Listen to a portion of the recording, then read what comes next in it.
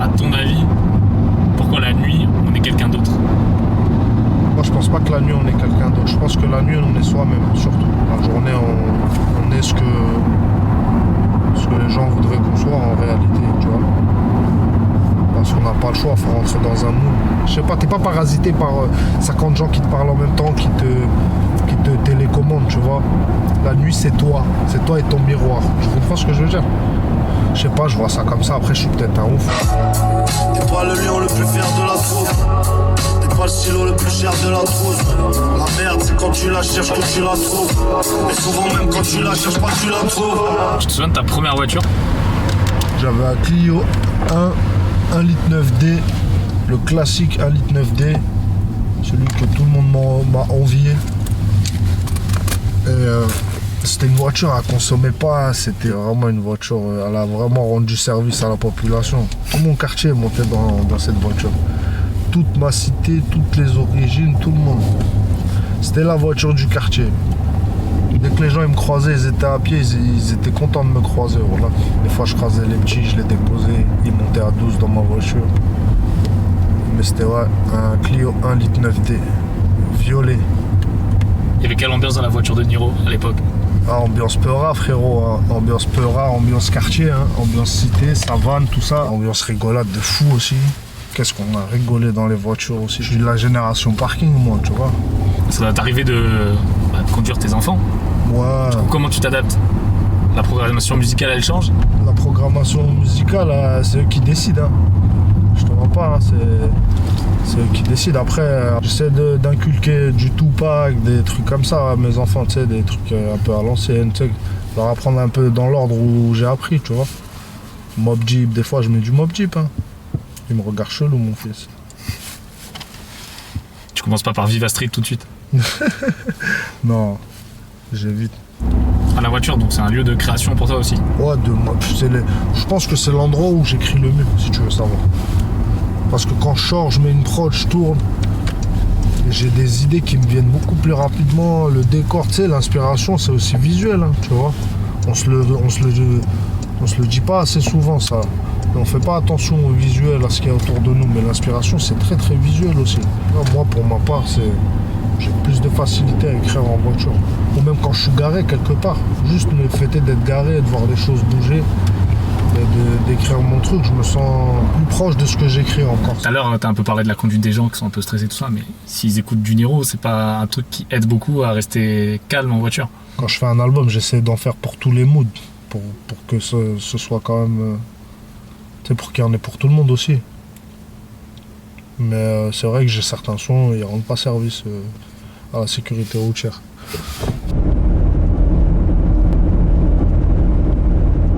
Et si on fait le lien entre la nuit et la musique, est-ce que toi, comme beaucoup de rappeurs ou d'artistes même, la nuit c'est un moment propice pour écrire? Ouais, je sais pas, après c'est pas... J'ai déjà fait des morceaux en pleine journée, ça va, tu vois. Mais je me sens plus à l'aise la nuit. La journée, pour moi, ça s'apparenterait trop à un travail, en fait, tu vois. Tu sais, un travail où tu te lèves pour aller au bureau, genre, tu vois. Tu fais encore ça de traîner, enfin de faire des sessions nuit blanche au studio, ou avec l'âge peut-être tu... Non, j'ai fait, le dernier album, j'ai fait. Ça faisait un moment que je n'avais pas fait. Ah, je me suis lâché de ouf. Sur ce dernier album, t'as vraiment t'as fait Papillon de nuit? J'ai fait le Papillon de nuit, exactement. Ah, t'as bien la ref. Tu la tiens, t'es bon. Ouais. J'ai fait quasi tout le taulier, je l'ai fait de nuit. Hein. Après la journée, je bossais les mix. Tout ce qui est mix, tout ça, tu sais, toute la partie prise de tête un peu. Alors ça me dérange pas de le faire dans la journée, bah, c'est un boulot, quoi, c'est le travail. Mais le son, c'est important que ce soit pas le travail, en fait, tu vois. En tout cas, je le pense. Le premier single de ce retour, c'est Papa fait le pitre. Ça te dit qu'on l'écoute maintenant? Ouais, si tu veux, vas-y. Ok, let's go. On t'arrache les dents pour le bénéfice, avec si nécessaire. Quand papa fait le pitre. On t'arrache les dents pour le bénéfice, avec si nécessaire.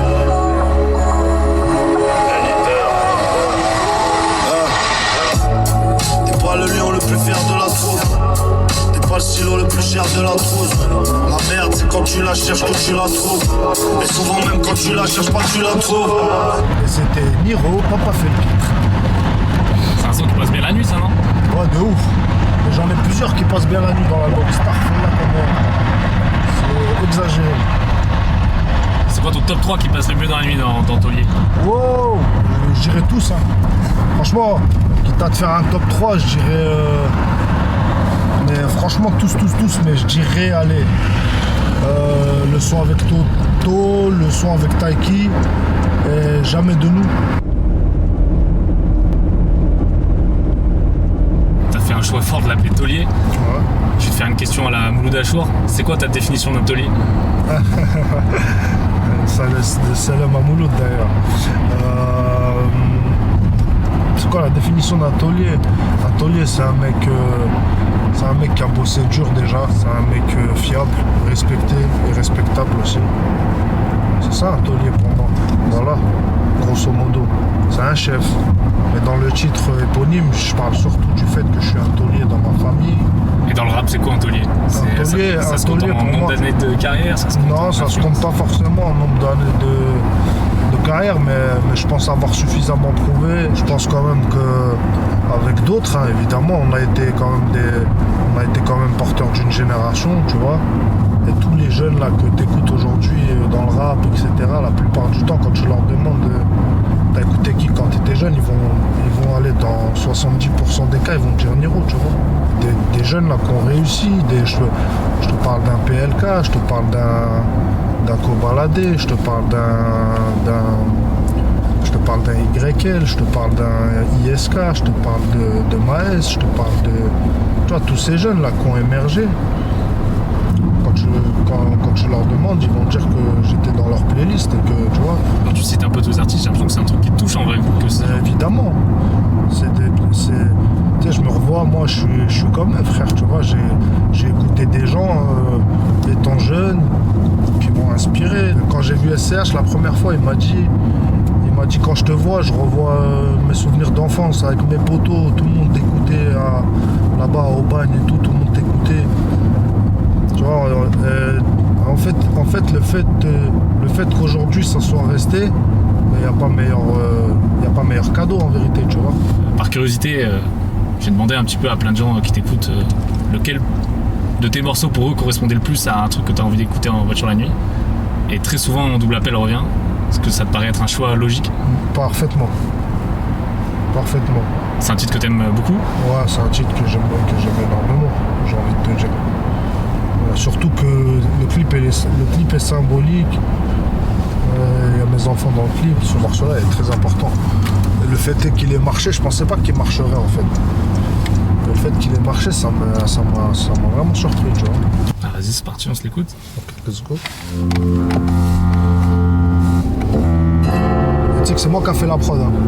C'est vrai? Ouais, j'ai dû faire peut-être 70% de Salmon. Hein. Je suis pas pro, faire pleurer sa mère pour un kilo de zipette, beaucoup de frères à voir. On s'endort à l'aube, on est censé s'aimer, mais c'est dur à croire. On se resserre à boire, limite alcoolo. Dès que les souvenirs émergent, on plus peine à voir. J'en rêvais chaque soir, être en bord de mer. Tu voulais que j'aille où avec ma tête cramée? Tu voulais que j'aille où avec ma tête cramée? Je voulais tout avoir, la fortune de jamais. La rue c'est rasoir, je suis parmi comme jamais. C'est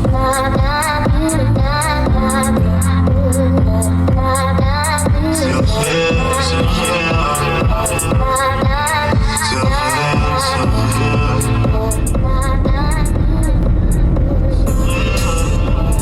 réel. Et si ça te dure, est-ce que tu voudrais enchaîner avec un morceau que tu aurais envie d'écouter là maintenant d'un autre artiste que toi?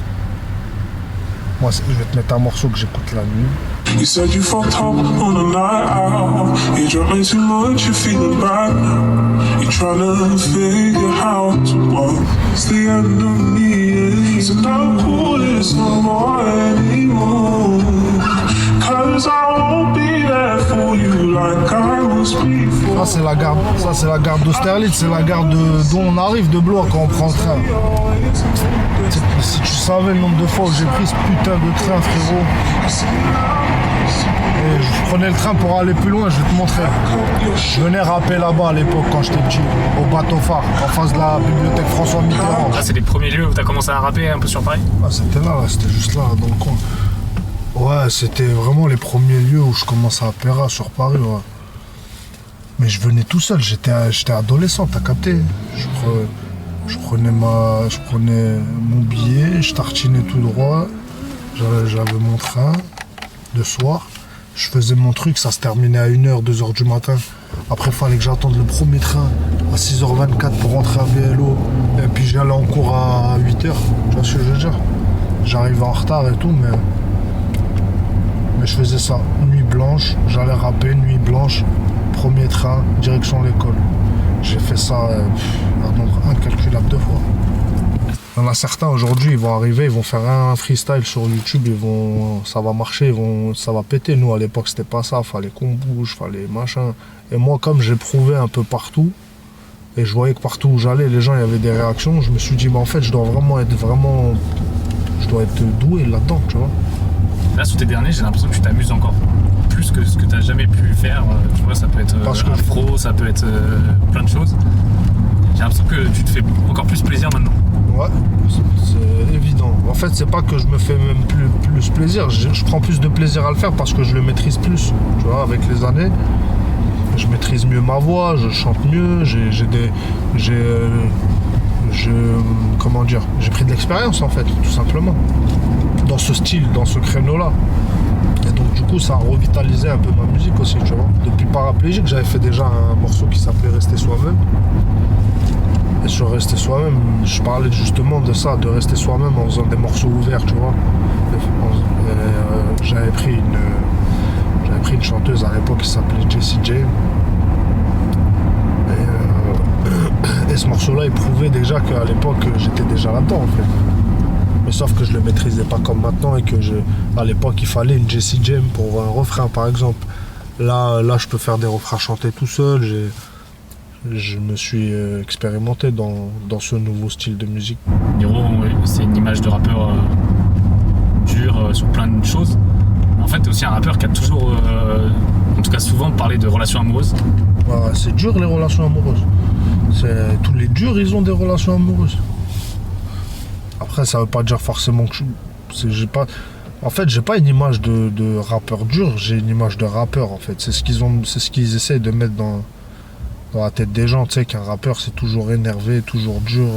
Un mec de cité c'est toujours énervé, c'est toujours dur. Non, c'est pas forcément ça. On a aussi des expériences de vie, on a des déceptions, on a des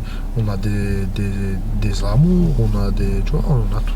T'as jamais complexé ou eu peur de t'ouvrir sur ce genre de thématique? Non. Moi, quand j'aime quelqu'un, je le dis, je le dis ouvertement, j'ai pas peur de le dire, tu vois. C'est pas un mot qui me fait peur comme il pourrait faire peur à certains, comme un pote à moi que je connais même, hein, qui même à leur mère, ils leur disent pas qu'ils les aiment. Moi, à ma mère, je dis tout le temps que je l'aime. Tu vois, les enfants, tout le monde, toute ma famille, mes proches, c'est très important.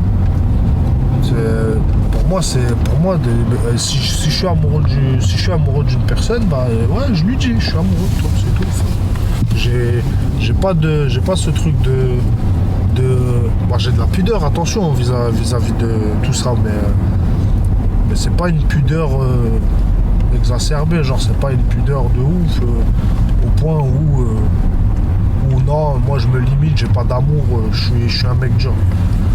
On a tous un cœur, hein, qui bat, hein, c'est réel, frérot. Ceux qui vont te faire que les durs toute l'année, c'est des gros menteurs. C'est eux qui pleurent là pour leur meuf. Je crois qu'on va conclure sur ça. On va conclure sur ça. Merci Brut, c'était un plaisir de rider avec vous. Avec mes lunettes, je vois rien. Je dois être à 38 de fièvre, je crois. Mais c'était un plaisir vraiment. Merci beaucoup.